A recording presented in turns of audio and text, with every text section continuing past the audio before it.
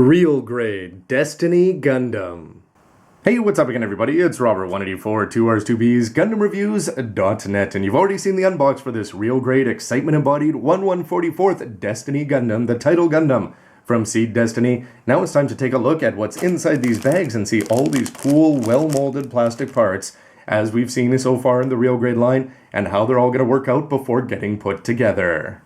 To business now with the A plate and four colors, how I missed thee. And it's even better that we're getting more on the C plate there. So what are you going to be getting? Well, look at this down there. For the yellow parts, this is one of the best things that's going to stand out about the Destiny Gundam. It's massive, oversized, angry-looking V-fin there. You can see that this is going to attach onto the shield, and otherwise you've got all of these parts, whether they're going to be used on the actual palms. Anyway, they're going to be great everywhere they go. And in terms of the main color here, it is going to be a fairly dark gray here, as opposed to, just to peek ahead here, here's the D plate. If you hold them up to the light, you'll see that they are. This one is going to be slightly lighter than what you see for the rest of the kits, but there's going to be good lining opportunities down there on the leg parts, on the thigh parts, and the front and back skirts there. You can see that they're going to have that second piece of color added on there. I don't miss not having three, and just having two good ones is always going to be great.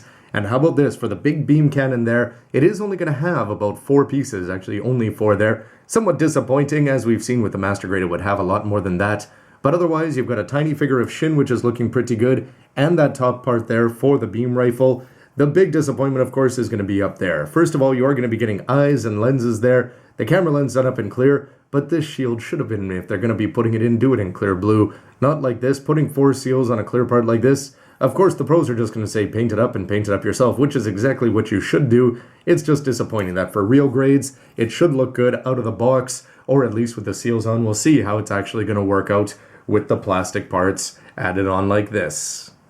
The B plate is going to be the Advanced Joint 4, which we've seen before on things like the Justice Gundam there, which would explain why there's going to be tiny little X's. But otherwise, you can see all the main parts here that are going to be giving you the closed fist there for the actual arms themselves. You've got the parts for the chest and the waist section and those big feet before they all get folded up. And don't forget, yes, how many fingers have I lost from here? 700 yen a pop to replace this thing if you lose the fingers, so try to keep them off your carpets.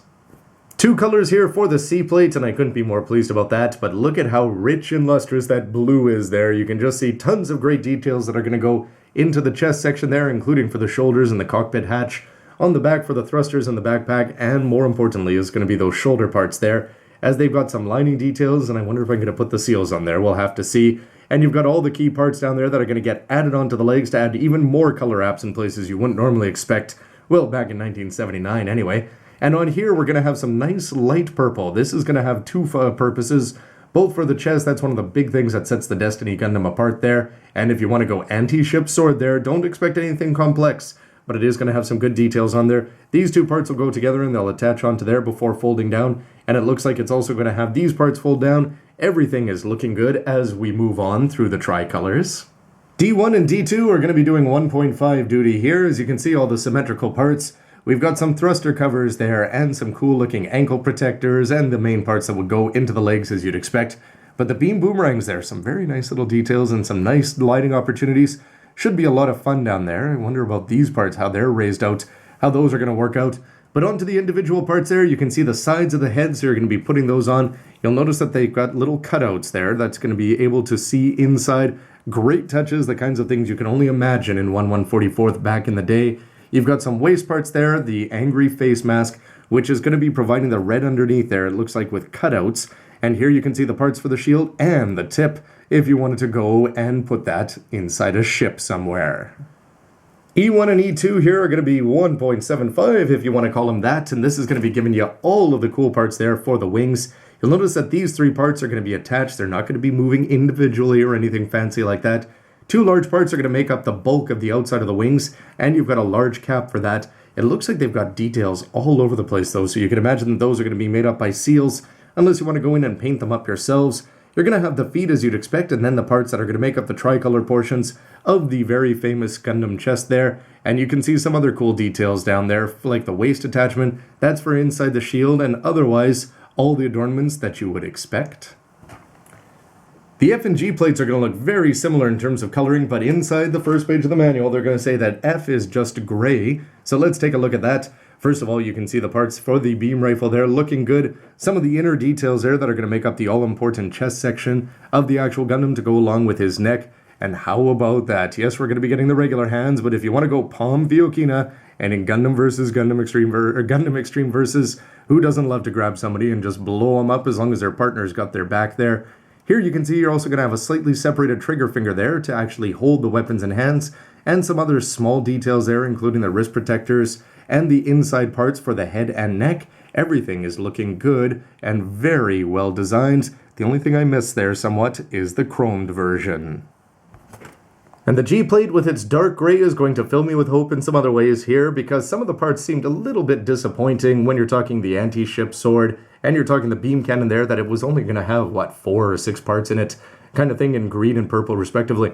But in this case, we can see that it's going to have a lot more to it thanks to the black parts that you're going to be putting inside. Hopefully there's going to be some color showing through and it's not just serving as an inner frame. But otherwise, how about this? The nice carving there for the tops of the wings. It always stands out so well and it's a nice touch. The ale pack looked good with its red and black, and I think the Destiny's is going to look even better. And you can just see the amount of carving that went in here. Perhaps you could put some red pieces in there, but nonetheless, just the fact that it's etched, a tiny little bit of lining is going to make things just pay off incredibly, as we can see lots of the parts that are going to do a good job of making this up, and you'll notice that nothing so far was ABS. Besides the now familiar B-plate for real grades, but how about this for the kicker? SB12 for the beam sabers there. Here you can see for the anti-ship sword that you're going to be able to attach this on either side. This part is going to have 2 attachment points, and then this one will just go in. Should be a nice sturdy grip there. These 2 parts are going to be X'd out, but it looks like, are they supposed to be bent like this?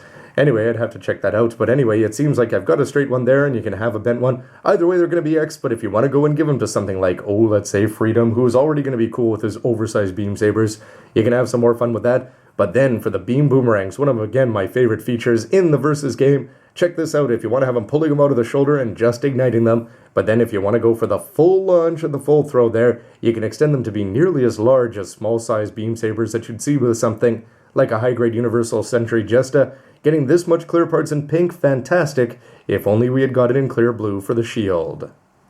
And are these decals realistic enough for you? Custom made, of course, for the Destiny Gundam, as you'd expect there. First, the less exciting ones, if you want to go ahead and put these on the otherwise the dark parts of the body, like the blue and the red and the black on the backpack, they should look spectacular with the white against the dark colors there. There you can see Shinn's markings. We've got X425 written over there, and Zaf clearly proclaimed, yes, Shinn never did follow Arthur when he went over from the dark side to the good side and back and forth, as we've all seen from the 2 shows.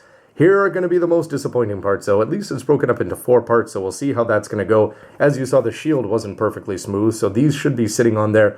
And hopefully the fact that they're separated in their sticker form means they're going to do a good job when you put them on. But after, well, yes, disappointment here in the middle. How about this? Lots of long or generic white writing there. But of more interest is going to be these yellow seals that are going to get attached onto the shield, red triangles that you can put on, and how about the eyes there? You've got multi-options. You've got the black bandana there that you can put on with the eyes cut out, green eyes in there, or just drop on the green eyes. And there's tons of silver parts that you can go through and add all sorts of metallic and angry-looking details there. And some of the coolest parts are going to be the ones that you add on to the weapons. Whether they're on the side or the tops, or you go and put on all these little individual ones, we'll have to see if they get bent down on those parts on the red wings there. We'll see how they work out, but nonetheless, Bandai is getting better and better at these. You don't want to lose this paper. Pricey to replace. If only this part was missing. So from the look of just the plastic, I've got to say that I'm pretty pleased here. I always wondered about the price of the Destiny Gundam. It seems like once they crack that 2,500 yen mark and start going above it, then when you're talking about something like 2 big guns on the back and a big set of wings there, that they could have gone up to 3,000 with this one. However, when you actually see the plastic, very well designed there. Outside of the red there, that's way more plastic than you'd expect. Not all that much in terms of plastic, so keeping it at 25 seems like it was the right choice there. Lots of options here. This is going to take a lot of time if you want to go put them all on. You've already heard me complain at length about the one big issue, but it's going to be made up in some other ways. Like, it seems like the play options with the big gun and the anti-ship sword are going to do everything you want. The Palm Vyokina, everything seems to be recreated. And if you want to go full beam style, you're going to have 2 different options there. And the anti-beam sword. Lots of good things ahead, it seems. Anyway, everybody, I'd love to hear your thoughts about the plates here. How does it stack up compared to your unboxes of Freedom, Strike, or anything else, especially Kira related? Thanks for watching, and stick around to see it all put together with the parts and the MS. Thanks for watching. See ya.